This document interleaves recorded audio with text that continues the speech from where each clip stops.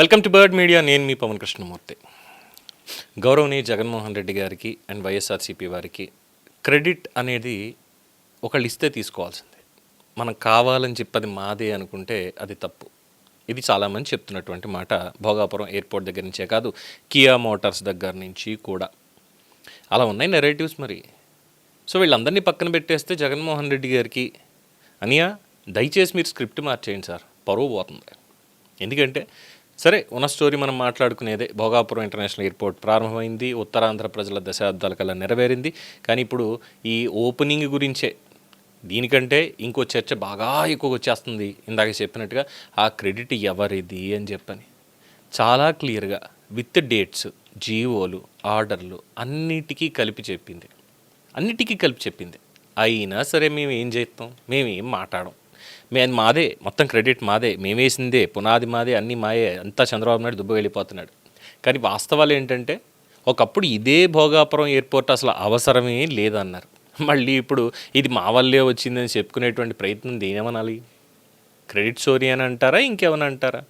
ఎందుకంటే జగన్మోహన్ రెడ్డి గారు చేసినటువంటి వ్యాఖ్యలు ఇవన్నీ కూడా సోషల్ మీడియాలో వైరల్ అవుతున్నాయి. అదే మనం ఎప్పుడూ అనుకునేదే, ఎట్ట కొడితే అట్ట వచ్చేస్తున్నాయి ప్రతి ఒక్కటి కూడా. అందులోనూ ఈ ఎర్ర బస్సు సరిగ్గా రాని ప్రాంతానికి ఎయిర్ బస్సులు, ఎయిర్పోర్టు ఎందుకు అని చెప్పి ఆయన దగ్గర ఒక అమ్మాయి చేసినటువంటి వ్యాఖ్యలు, దాన్ని పట్టుకుని ఆయన చేసిన వ్యాఖ్యలు కూడా ఇప్పుడు సోషల్ మీడియాలో విపరీతంగా చక్కర్లు కొడుతున్నాయి. మరి ఇప్పుడు వైసీపీ నేతలు చెప్తుంది ఏంటి?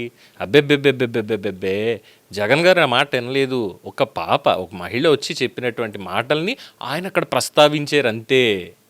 కానీ ఇక్కడ ప్రజలు అడుగుతున్నటువంటి ప్రశ్న ఒకటి. సరే, ఆ ఒక్క మాటని పక్కనెట్టేద్దామండి. ఎర్ర బస్సు, ఎయిర్ బస్సు, సింకు బాగుంది, ప్రాస బాగుంది, చాలా చక్కగా ఉంది.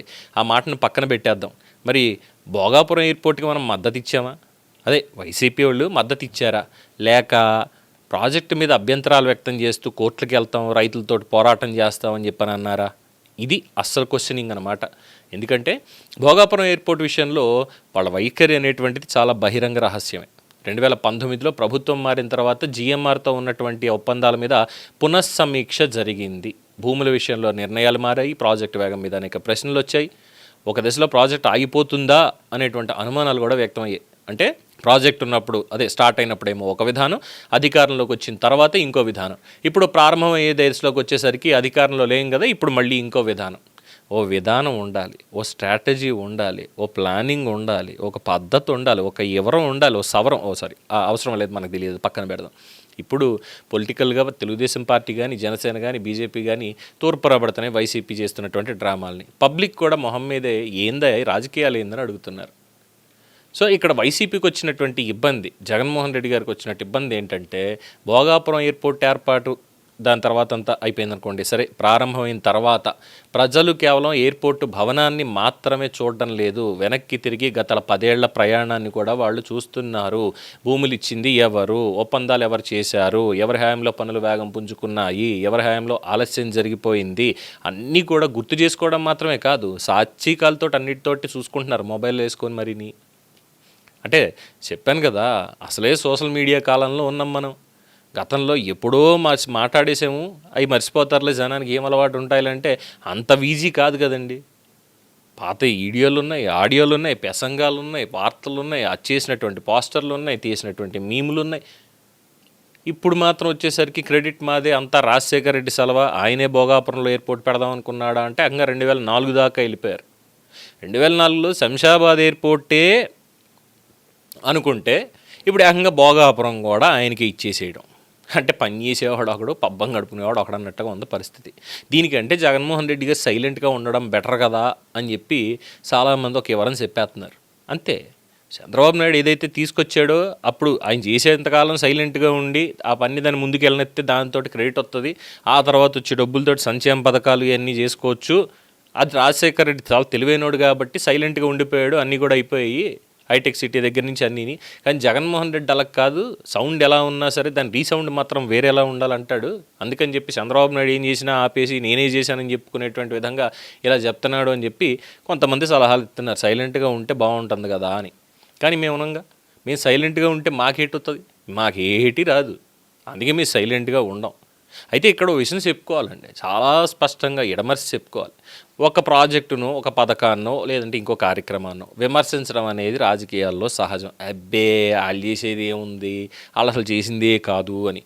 కానీ ఒకప్పుడు అసలు అవసరమే లేదు అన్నటువంటి ప్రాజెక్టులు తర్వాత పూర్తయిపోయినాక అబ్బెబ్బెబ్బెబ్బే అసలు ఆ రోజు మేము చేయబట్టే, మేము చెప్పబట్టే ఇదంతా అయిపోయింది, ఆ గంట మాది, ఆడెవడు లాగేసుకుంటే నానేటి చేస్తాను, నేనెందుకు సొత్త కూర్చుంటాను అనుకుంటే మాత్రం పప్పులో కాలేసినట్టే.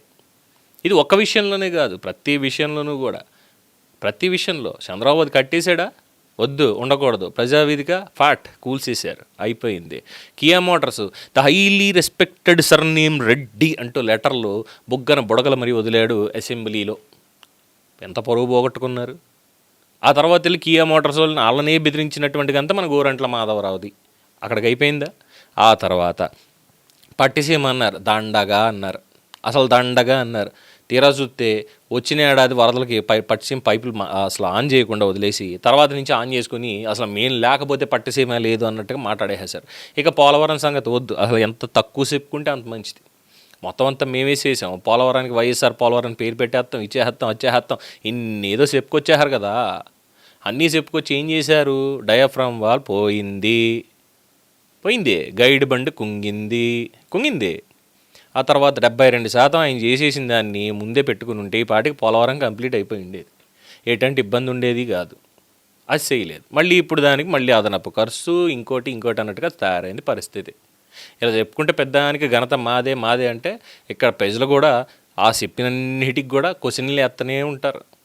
ఇక్కడ క్రెడిట్ అనేది ప్రచారంతో వచ్చేసేదండి, ఖచ్చితంగా పందోటే వస్తుంది. ఏ ప్రాజెక్టు ప్రయాణంలో ఎవరి పాత్ర ఎంత ఉంది అనేది పబ్లిక్ చూస్తూనే ఉన్నారు. భోగాపురం ఎయిర్పోర్ట్ విషయంలో ఇప్పుడు వైసీపీకి అన్నీ జగన్మోహన్ రెడ్డి గారికి ఎదురవుతున్నటువంటి అసలు సమస్య ఇదే. ఆ ప్రాజెక్ట్ ఏదో ప్రారంభమైంది, నరేంద్ర మోడీ గారికి, చంద్రబాబు నాయుడు గారికి అభినందనలు చెప్పాల్సినటువంటి సమయంలో గతంలో చేసినటువంటి వ్యాఖ్యల మీద ఇప్పుడు వివరాలు సవరాలు ఇచ్చుకోవాల్సినటువంటి పరిస్థితి. ఆ రోజుల్లో మేము అడ్డేసుకున్నాం ప్రాజెక్టు, ఇప్పుడు దాని మీద మేము క్రెడిట్ పడి లాగేసుకుంటాం అంటే ఇది రాజకీయాల్లో పెద్ద సెల్ఫ్ గోల్ కాదంటారా? ఇదే సెర్చింగ్ చేస్తున్నారండి బాబా. అందులోనే చెప్తున్నారు ఇక్కడ ఓ సలహా ఏంటంటే, అనియా దయచేసి స్క్రిప్ట్ మార్చి పరువు పోతుంది అని. మరి జగన్ వింటారంటారా? ఏమో లోగుట్టు పెరుమాళకరి, కానీ మీరు చెప్పాల్సింది మీరు చెప్పండి. ఉంటారండి, మరి చూస్తూనే ఉండండి ది బర్డ్ మీడియా. ఈ వీడియో మీకు నచ్చినట్లయితే లైక్ చేయండి, షేర్ చేయండి, సబ్స్క్రైబ్ చేయండి. మరిన్ని అప్డేట్ల కోసం మా వాట్సాప్ ఛానల్ను ఫాలో చేయండి.